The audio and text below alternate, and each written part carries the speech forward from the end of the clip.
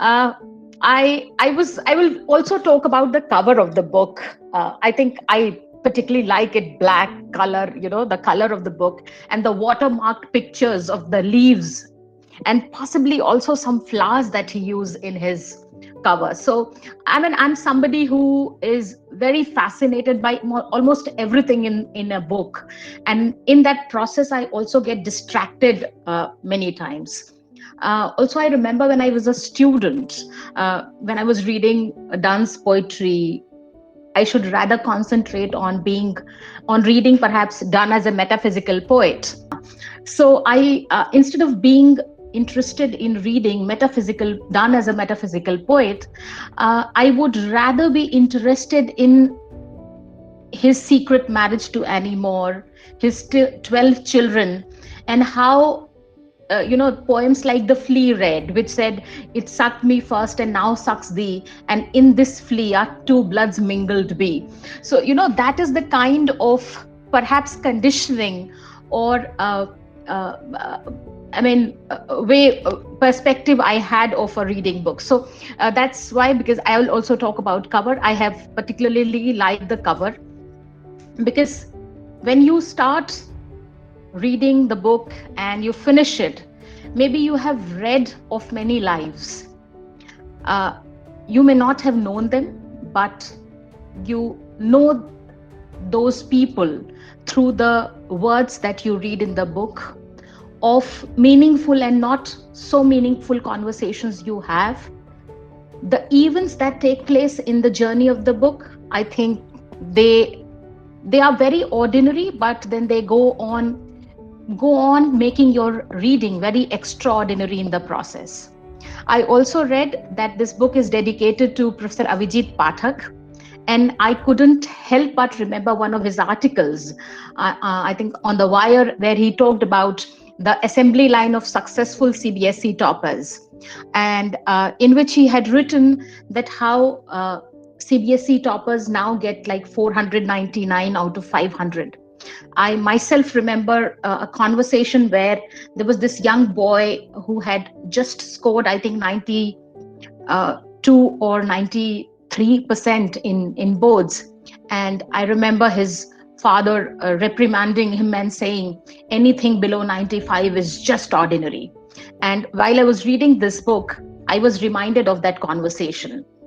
And even Professor Avijit Pathak writes in that particular article about how even if you love to read poems of William Blake and Rabindranath Tagore for hours, but you do not get 100 by 100 in English, it has made no sense perhaps. So, only an ideal kind of a situation is that you like reading something, and then of course you have also gone on to score desired kind of marks in that.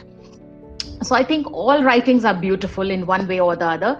Having said that, while I talk about Dev's book, which is in the defense of the ordinary everyday awakenings, I think of manifold reasons why this book is extraordinary.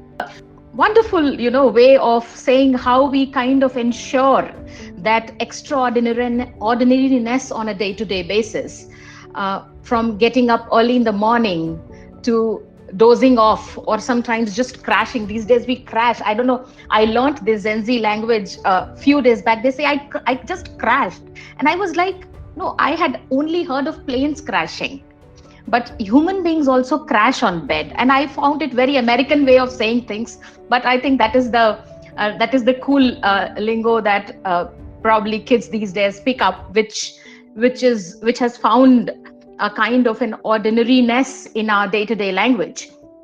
So about this book, I think when I was reading, I had also read of Michael de Certeau, who proposes that embodied everyday, or for that matter, you say ordinary practices, such as walking, recover meaning and belonging in this world.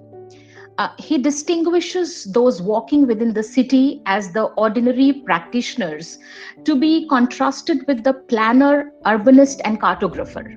So rather than kind of fictive planning vision of the city, walking through the city becomes a series of acts full of meaning that destabilize the unified vision of place that emerges through planning, visions, for even certain walking, wandering, or window shopping is a part of a multitude activities with meanings not obvious to the outside gaze. So when you even read this book, you find out that like we kind of pin down on some kind of framework when we start reading this, any book for that matter.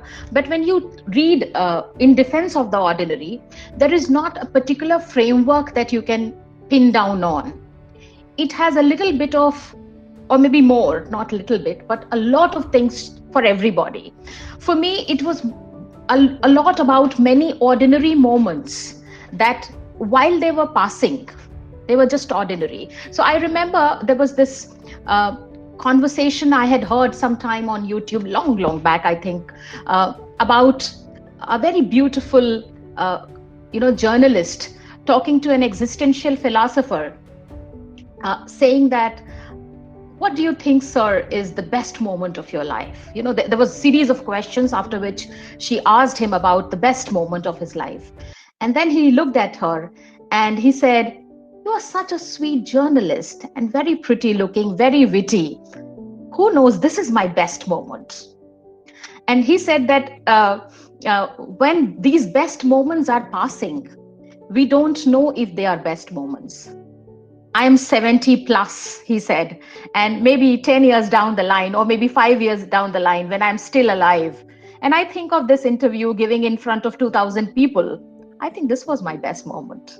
So, the beauty of the moment is, like, I was reading this book and there are so many moments in this particular book, like one which is about lullaby. I think everybody can resonate with something or the other from that book. For me, the whole book beginning, Bhay Prakat Kripala Deen Dayala Kausalya Hitkari Harshit Mahatari Muni Manhari Adbhut Roop Vichari. For me, this reminded me of my father. So like when I was growing up, there was this small puja almirah, we can call it, not room, but puja almirah, which was in my room. And my father would sing this, Tulsidas poem every day. He had series. He would not sing usual Ramayana Chaupai. That also was there, but he would bring in several other. So there was a little bit of Tulsi, there was a little bit of Gandhi, something. So he went on. So for me, I was just transposed to those times, and I just started missing my father. And I wished somebody could sing me those lullabies again. I don't remember that, but I remember those portions. And I remember till class probably 10th, I stayed at my home, and I don't know any which way I can't think of any other thing when I read this. I don't think of Tulsidas. I think of my father. So also, the whole idea of ordinariness when we talk about, I'll take examples from Hindi films. So I thought of two examples quickly when Dr. Soumya was talking about, and there was one which says, "Main rang sharbaton ka tu meethe ghat ka pani, mujhe khud mein ghol de tu meri yaar baat ban jani." A very simple conversation, but imagine it is just everything what you want to say with the person you love, but how beautifully it's being said in just very simple language. There is nothing more ordinary than meethe ghat ka pani. Ghat ka pani is free. He doesn't want distillery. He doesn't, or she doesn't want any kind of filtered sparkling water. These days they also have black water. I don't know what is that, but yes, even that. So nobody wants that black and sparkling and all kinds of water. Meethe ghat ka pani, which is free, pure. So, what I want to say, I mean, even when I talk about Lafebre, because I come from that kind of a background where I have also studied theorist and everyday spaces and everyday life. So there are kind of contradictory notions, even if we read Henri Lefebvre, where he talks about this whole everyday life encompassing more than our daily routines. And he says that the banal and meaningless life is also positioned as ordinary, but it gives you the kind of authentic experience of self, of body, and engagement with others that you're looking for. So, all these aspects of similarities and contrasts we find in his book, and there are various points I can pick up. Yes, Amitabh Bachchan episode. I wonder, I mean, some point of time, I would like you to answer me. Why did you pick Bachchan and not Shah Rukh? Because, of course, he's also somebody who's an icon. So I think I would have also uh, felt happy if there was a little bit of Shah Rukh here and there, because after all, Neha Dhupia said only sex and Shah Rukh sell in India. So I don't know if it would have helped a little bit. And on that note, I think I'll rest my case.